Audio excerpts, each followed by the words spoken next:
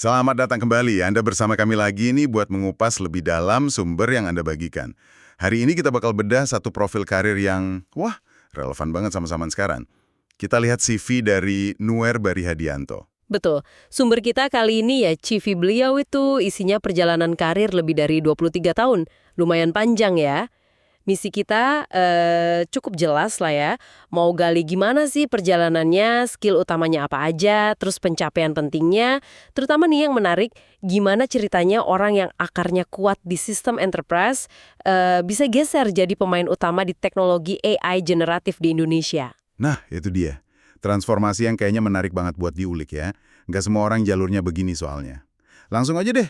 Profilnya ini nyebutin Nuer Barihadianto sebagai AI Strategist and Builder. Dua peran nih. Strategi sama eksekusi. Pengalaman 23 tahun lebih. Kombinasi yang cukup kuat sebetulnya. Yeah. Artinya bisa lihat gambaran besarnya, tapi juga ngerti teknis buat mewujudkannya. Dan 23 tahun itu kan bukan cuma angka ya, itu nunjukin pemahaman yang dalam, udah lewatin beberapa era teknologi gitu. Oke, posisi terbarunya tercatat sebagai founder dan CEO di Hidup AI sama Pebar AI. Nah ini nih, fokus perusahaannya langsung bikin penasaran. Mereka bangun AI agentic dan reflektif. Istilah baru nih buat sebagian dari kita mungkin. Tujuannya juga spesifik banget, buat ketahanan mental, refleksi diri, otomatisasi mikro, sama pertumbuhan etis. Beda ya sama AI buat bisnis biasanya. Tepat sekali. Coba kita urai dikit ya istilahnya. Agentic AI itu gampangnya AI yang lebih proaktif. Jadi dia nggak cuma nunggu disuruh, tapi punya semacam tujuan sendiri gitu. Dan bisa ambil inisiatif buat capai tujuan itu. Kayak asisten yang nggak cuma nyatet, tapi juga mungkin Anda perlu ini. Atau langsung ngerjain hal terkait tujuan kita. Gitulah kira-kira. Oke, jadi lebih mandiri gitu ya, dalam batas tertentu. Terus kalau reflective AI? Nah, kalau reflective AI, lihat konteksnya kan ke ketahanan mental, refleksi diri. Kayaknya ya, ini AI yang didesain khusus buat bantu kita, pengguna, buat introspeksi. Mungkin caranya nanya pertanyaan reflektif, bantu susun jurnal, atau analisis pola pikir kita dari apa yang kita input. Ini nyambung banget sama pendekatan human-centered atau berpusat pada manusia yang disebut juga di CV-nya. AI yang coba lebih manusiawi gitu. AI yang bantu kita mikirin diri sendiri. Menarik juga ya arah pengembangannya. Selain dua konsep AI tadi, skill inti apa lagi yang menonjol di CV-nya? Disebutin tuh ada agentic AI architecture, terus prompt engineering, ini penting banget nih. Seni bikin instruksi buat AI generatif biar hasilnya bagus, sama reflective AI design. Terus ada penekanan kuat juga di keamanan, cyber secure AI systems, jadi bangun AI yang aman dari serangan cyber. Dan human-centered AI product design. Ini mastiin produk AI-nya beneran berguna dan enak dipakai sama manusia. Jadi pendekatannya holistik, nggak cuma soal algoritma doang. Dan buat dukung semua konsep dan strategi itu, pasti butuh kemampuan teknis ya. Disebutin juga nih teks-teksnya. Ada daftar kayak LangChain, terus model bahasa kayak GPT-4, Mistral, ada vector database ChromaDB, platform Hugging Face, Python, Docker, Supabase, Firebase. Wah, banyak juga ya. Nah ini dia, penguasaan tools ini nunjukin kedalaman teknisnya. Misalnya LangChain, itu framework populer buat bikin aplikasi berbasis LLM. Terus vektor database kayak ChromaDB itu krusial banget buat teknik semacam RAG, Retrieval Augmented Generation. Intinya RAG itu kayak ngasih AI contekan lah. Dia bisa cari data relevan dari luar sebelum jawab, biar jawabannya lebih pas sama konteks. Ini fondasi teknis buat bangun AI agentic dan reflektif yang canggih itu tadi. Jadi ada kemampuan konsep dan strategi di atas, tapi di bawahnya juga paham banget cara bangunnya secara teknis ya. Betul, kombinasi ini yang sering kali dicari. Nggak cuma bisa ngomongin strategi AI di CV, kan disebut juga tuh AI Product Roadmap, Cybersecurity Strategy, tapi juga paham gimana cara kerjanya sampai level implementasi. Termasuk menerapkan sistem inking, kemampuan lihat gimana semua bagian saling terkait di sistem yang kompleks. Coba kita telusuri deh jejak karirnya, biar kebayang gimana kombinasi ini bisa terbentuk. Dimulai dari kuliah S1 Sistem Komputer di Universitas Budi Luhur, lulus tahun 2002. Fokusnya arsitektur sistem dan rekayasa perangkat lunak. Fondasi ilmu komputer yang klasik dan solid ya. Pengalaman paling awal itu jadi web developer di PT Caveo Biometric Security tahun 2002 sampai 2004. Udah mainan sistem autentikasi biometrik. Wah, dari awal udah ada sentuhan keamanannya nih. Itu poin menarik, mungkin pengalaman awal di keamanan ini ikut ngebentuk cara pandangnya pas bangun sistem-sistem berikutnya, termasuk AI yang aman. Ini, yang lama banget. Hampir 11 tahun di PT Wahana Makmur Sejati, bagian dari Wahana Arta Group. Dari 2004 sampai 2015, perannya juga berkembang di sana. Dari developer, naik jadi IT supervisor, sampai jadi BI lead. Dia ngelola sistem IT dan bisnis intelligence buat banyak anak usaha, termasuk rental motor yang gede itu Wahana Motor Rental, sama retail F&B Kyochon. Disebutin dia bangun sistem rental sama finance skala besar, katanya 100 cabang lebih. Terus integrasi sistem kasir, POS, sama manajemen infrastruktur juga. Nah, ini nih fondasi yang krusial banget menurut saya. Belasan tahun berkecimpung di kompleksitas sistem enterprise skala besar. Ngurusin data bisnis, BI, data warehouse, integrasi macam-macam sistem di industri beda-beda. Otomotif, retail, keuangan, ngadepin kebutuhan operasional real di ratusan cabang. Pengalaman kayak gini tuh sering jadi modal yang nggak kelihatan, tapi berharga banget pas masuk ke AI. Paham banget soal proses bisnis, data, sama tantangan implementasi teknologi di lapangan. Pengalaman lapangan yang mahal banget ya. Setelah dari Wahana, dia sempat jadi IT Solutions Manager di Kronos ERP, IGS, sekitar setahun lah, 2015-2016. Di situ dia ngelola proyek implementasi ERP, sama data warehouse, terus sistem pembayaran online.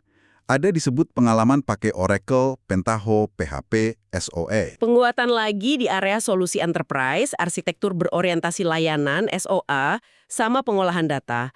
Kelihatan ya, benang merahnya, konsisten bangun dan kelola sistem informasi bisnis yang kompleks.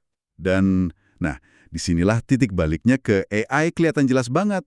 Peran sebagai project manager dan AI consultant di ThreeDolphins.ai. Periodenya panjang juga, lebih dari 8 tahun, dari Mei 2016 sampai Oktober 2024. Ini fase transformasi kuncinya nih. 8 tahun lebih fokus di perusahaan AI. Selama di sana, CV-nya bilang dia mimpin dan sukses deliver lebih dari 30 proyek AI. Fokus utamanya di chatbot sama solusi omnichannel. Kliennya juga bukan main-main, BRI, BSI, AXA, Mandiri, bahkan sampai Direktorat Jenderal Pajak, DJT. Gede-gede semua. Pengalamannya disebut end-to-end, dari integrasi teknis sama WhatsApp, CRM, SRM itu loh, sistem buat kelola interaksi medsos, web chat, sampai ke pengembangan logika percakapannya, ningkatin NLP-nya, sama evaluasi kinerja botnya. Fase ini penting banget dalam transisinya ke AI terapan. Dia dapat pengalaman praktis ya, bangun, integrasi, kelola solusi AI, khususnya conversational AI, di skala enterprise. Dan perlu dicatat nih, banyak kliennya kan bank besar sama instansi pemerintah kayak Ditjen Pajak. Itu regulasinya ketat banget biasanya. Ini pasti ngasah kemampuannya nggak cuma teknis, NLP, integrasi, tapi juga manajerial, kelola proyek AI kompleks, dan paham soal aturan main compliance. Betul. Setelah 8 tahun lebih di 3 Dolphins AI, dia pindah ke peran strategis sebagai Chief Technology Officer atau CTO di Sidik Cyber dari Oktober 2024 sampai April 2025. Meskipun nggak terlalu lama, perannya kayaknya penting. Posisi CTO kan biasanya gitu ya, punya pengaruh besar ke arah teknologi perusahaan.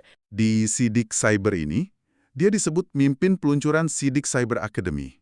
Katanya ini inisiatif skala nasional buat edukasi keamanan cyber sama otomatisasi AI. Sasarannya pemerintah dan sektor publik. Bahkan disebut ada kemitraan strategis, termasuk sama TNI katanya. Nah ini ngangkat isu penting nih, persinggungan antara AI sama keamanan cyber nasional. Inisiatif kayak akademi ini yang fokus ke insiden response, manajemen risiko siber, kedaulatan digital, ini nunjukin upaya buat nguatin pertahanan siber Indonesia. Nyambung banget kan sama keahlian cyber security strategy dan cyber secure AI systems yang dia tulis di profilnya. Selain akademi, dia juga mimpin pengembangan Sidik Assist, semacam asisten AI buat sektor publik, terus ngerancang strategi integrasi LLM buat pertahanan digital nasional. Kedengarannya ambisius banget ya. Emang, ini nunjukin aplikasi AI yang udah diarahin buat kepentingan strategis dan publik yang lebih luas, bukan cuma efisiensi bisnis doang. Pengalaman di sini jelas nambah perspektifnya soal peran AI di konteks keamanan dan pemerintahan. Dan sekarang, dari April 2025, dia balik lagi ke jalur entrepreneurship. Mendirikan dan mimpin Hidup AI dan PEBAR AI sebagai founder dan CEO. Wah, balik lagi ya. Kembali bangun visi sendiri dari awal. Misinya jelas banget, bangun platform agentic AI pertama di Indonesia. Fokusnya balik lagi ke area unik tadi, ketahanan mental, refleksi diri, otomatisasi mikro. Produk yang disebut kayak Prompt Bank Pro, Reflective AI Assistant, sama LLM Agent SDK ini kayak toolkit buat bikin agent AI gitu ya. Balik lagi ke konsep agentic dan reflective AI yang kita omongin di awal tadi ya. Tapi sekarang jadi fokus utama perusahaannya dia. Target pasarnya juga menarik. Kreator, pendidik, sama sektor yang mungkin kurang terlayani, underserved sectors. Tujuannya mau memberdayakan mereka pakai asisten AI berbasis LLM. Kalau kita perhatiin polanya, ini nunjukin perluasan fokus AI yang menarik banget sih. Dari pengalaman panjang di AI buat efisiensi bisnis ya kan, kayak chatbot bank itu, terus nyentuh AI buat keamanan publik, sekarang dia masuk ke ranah yang sangat personal. Tujuannya memberdayakan individu, ketahanan mental, refleksi diri. Ini perwujudan nyata dari pendekatan human-centered AI dan konsep reflective AI yang dia bawa. Gimana AI bisa bantu aspek fundamental kita sebagai manusia? Coba kita lihat deh, beberapa pencapaian konkret yang di-highlight. Salah satu yang paling kelihatan itu penghargaan Best Performing Bank Chatbot 2024. Itu buat chatbot Sabrinanya BRI. Diraih pas dia masih jadi konsultan dan integrator lewat Three Dolphins Stunt AI. Pengakuan industri yang jelas lah ya. Penghargaan kayak gini penting ya, sebagai validasi dari luar gitu, soal kualitas kerjaan dan dampak proyeknya. Totalnya, CV nyebut lebih dari 30 proyek AI dan LLM yang berhasil dikirim antara 2016 sampai 2024. Jumlah segitu nunjukin jam terbangnya tinggi banget di lapangan. Betul, pengalaman praktis sebanyak itu diimplementasi AI, wah itu berharga banget. Biar lebih kebayang, ini beberapa contoh proyek pilihan selain Sabrina BRI tadi.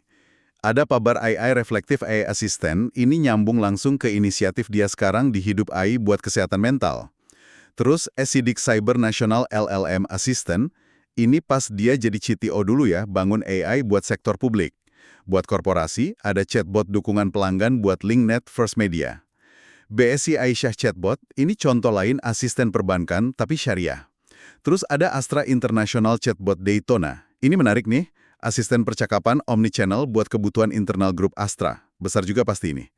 Ada lagi Bank Mandiri SRM Complaint System, sistem buat nanganin keluhan dari media sosial. Ini nunjukin AI nggak cuma chatbot ya. Proyek lain sama EXA, Mandiri lagi, DGT, BTPN juga disebut. Seringnya melibatkan integrasi NLP, agen manusia, sama SRM di industri yang regulasinya ketat. Daftar ini emang nunjukin spektrum pengalamannya luas banget.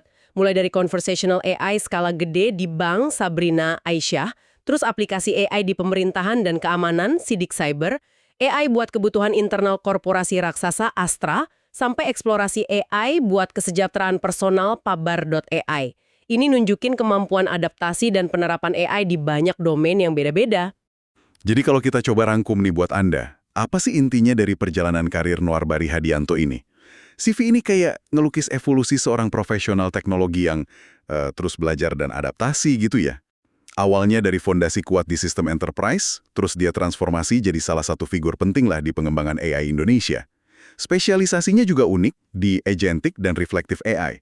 Yang paling kelihatan itu gabungan antara skill teknis yang dalam, visi strategis, fokus kuat ke aplikasi human-centric, sama sadar banget soal keamanan cyber. Tepat sekali, profil ini jadi semacam studi kasus menarik ya, gimana pengalaman panjang di teknologi lama kayak sistem enterprise itu justru bisa jadi fondasi kuat buat sukses di gelombang teknologi baru kayak AI.